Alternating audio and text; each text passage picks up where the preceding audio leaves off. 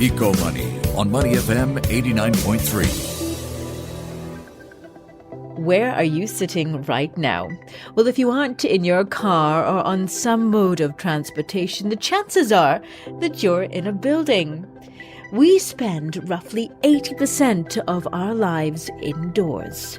And there's no denying buildings and real estate spaces play an important part in the way we live, work, and play. Unfortunately, though, a large proportion of carbon emissions stems from building construction and operations and our transport choices from one building to another. In fact, buildings alone account for close to 40% of global energy-related carbon emissions. And with many of the buildings around today expected to still be standing by the net zero target date of 2050, I think it's time to get a check-in on how the industry is progressing when it comes to sustainable buildings. Are we moving fast enough? To find out now, we're joined by Adrien Pierson, who's the Vice President of Strategy at iviva. iviva is a smart property management platform that enables efficient management of spaces, buildings, and cities. Adrien, thank you so much for taking the time to speak with us today. It's a pleasure, Rachel. Thank you for having me. So, Adrien, as I mentioned, according to some stats, buildings alone account for about 40% of global energy-related carbon emissions. At the same time, less than 40% of companies globally have made progress when it comes to the goal of improving energy efficiency of buildings. What more can be done to get things moving at a faster pace? A building is a complex beast. There are a lot of people involved, a lot of organizations involved, a lot of systems involved. And therefore, the more complex it is to move and to make a significant transition. Customers, so when I say customers there, we can have three blocks of customers. You have the owner of the building or the buildings, the operator, the ones that make it work, the facility managers, and then you have the occupants, the tenants and their employees generally.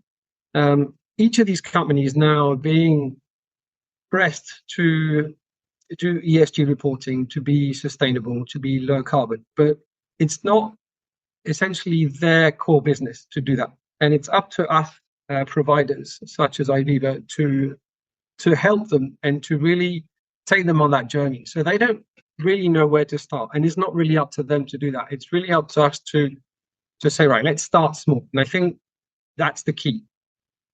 Since the projects are relatively complex, they have a bit of an overwhelming situation. They go, oh God, we've got to change everything at once. But we've got to start somewhere. And our job, not just us, but everyone in the industry, is to go block by block. Within a building, there are hundreds of different systems, and we have to encourage them to change it one by one and take them onto that journey. And that's why I think the evolution has been so far relatively slow, because they didn't really know where to start. And also, there are so many actors in this field, so they don't really know who to go to. And therefore, the cycles of change are a little slow.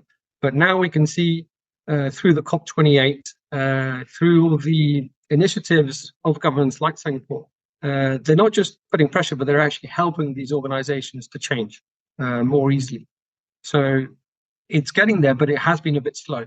And also, I'll finish there, is that it's always, the carrot and the stick. Is they didn't really have to do anything until COVID, simply because a building, an office building, was generally filled with employees every day from Monday to Friday. And COVID changed that. A lot of people hybrid work, remote work. So now there's a more proactive move on making buildings more sustainable, not only for a financial and legislative purpose, but to re-attract people back to the office. But shouldn't the onus be on the building owners? So, yes, the building owner is essentially the decision maker.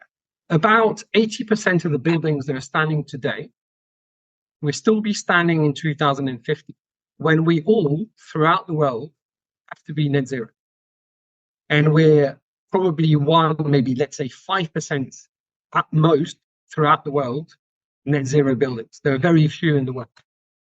So it's very difficult for them because it's a very large investment. And once again, where do they start? Do they start on stripping everything and doing things again, which is not a viable solution financially? So they have to do what we call retrofitting. And this is where companies like iviva come in, is we help them optimize the systems that have been in place for the last 10, 15, 20 years. So when you have a machine, a chiller, for example, an equipment like a chiller that's been there for a decade and has cost, let's say, $1 million,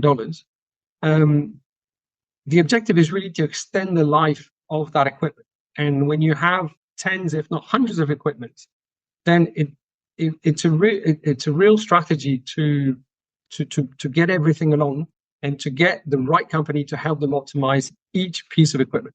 But there's lots of moving parts. So yes, the owner is the decision maker, but why should they do it? That's the ultimate question. And the answer is that now tenants are asking to have energy optimized buildings, which wasn't the case a few years ago. And that's why the movement has been slow, because they didn't have to. And now they do. Okay, and we're going to get to the iviva solutions in a minute, but perhaps you can tell us the current state of affairs within the region. We all know about the Green Building Initiative here in Singapore. What's the state across the region?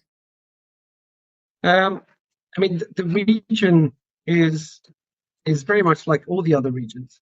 We have these international regulations, and that they have to cascade down.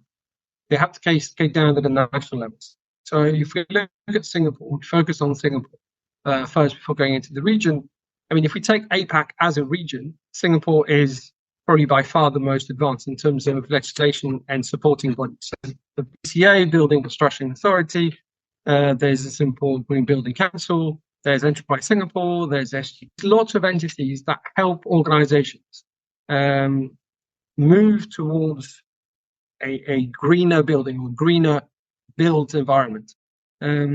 So that's quite rare in the region. Other countries, for example, in Australia, are relatively advanced, if not very advanced, on the environmental front in the building environment. But that's the thing. There is so much data in the building, and there is so much data in a portfolio of buildings. We've experienced it. When you go into a building, some information is still on a paper format. We're in 2024, and we have to extract information that have been written down, and they are physically in a book somewhere in a basement in a building that's worth tens of millions of dollars. So the first thing is to really structure that information, and the actors of this industry have to be able to format all that information and facilitate that change. So it's good to have legislation, but if it's difficult for them to implement these changes, it's very difficult for them to move. They don't really know where to start. So yes, there is the international push, COP28. Then it cascades down to a national level. And in Singapore, obviously, they're very active. But then it's up to the corporate level to enact all of this. When I say the corporate, it's the owners, it's the operators, and it's the occupants, which means that themselves they have to incentivize their staff to use, let's say, the MRT or to use other methods of transport, because everyone has to collaborate and work together to drive down the energy consumption. It's not about replacing something by another. If we do that, then the whole thing crumbles. We really have to completely lower down energy usage, whether it's at home or whether it's the office. So really, future-proof buildings need to be adaptive to fulfill sustainability requirements. Maybe you can tell us, how do iviva's solutions fit in here? For the last 30 years, this industry hasn't really changed. It's, without naming anyone, there's like in most industries, there are very big players. And these very big players have been around for many years. But now with AI and IoT and the proliferation of smaller organizations, there are lots of solutions available. And the key is to have an open ecosystem, is to work with the big guys, the medium guys, and the smaller guys. So our job, and I think where iviva comes in, is the integration part. And this is the key because, as I said earlier on, is a building has so many systems, subsystems that will be, let's say, the lift, then the heating, the ventilation, the air conditioning, the visitor management systems. They will have to speak to all the tenants. And all of these systems are in silos. So each organization that has implemented these systems 10, 20 years ago when the building was built, they have their own codes. They have their own communication protocols. Our job is to bring everything together under one roof into a single platform that enables the building operator or the building owner to see, operate, and monitor everything that goes on.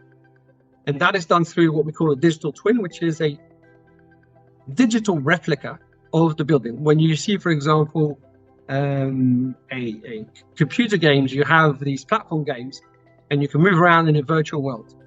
What we do is essentially the same thing, is we completely digitalize not only the building, but everything that goes on. And we do that by using machine learning and AI, and by essentially using a few methods, but the main one is predictive maintenance. And predictive maintenance sounds simple, but it delivers a key output, which is to predict what's going to go wrong before it does.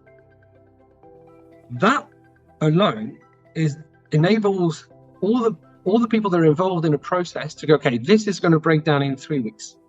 By knowing that, I can then make sure that the right person at the right time will be present in that location to repair that equipment, which in turn lowers the cost of acquisition of the spare parts, which optimizes the manpower of that specific building or that portfolio. And ensures that there is no downtime because we know something's going to break down. So the key to iviva is to provide a digital twin that empowers the owner and the operators to know what's going to go wrong before it does. Thank you, Adrien. We've been speaking with Adrien Pierson. He's the Vice President of Strategy at iviva. I'm Rachel Kelly, and you've been listening to Eco Money on Money FM 89.3. Now, if you enjoyed this podcast and you'd like to hear more, you can follow Eco Money on Spotify, or as always, click and have a look on the audio app. That's AWEDIO, and look for Eco Money with me, Rachel Kelly.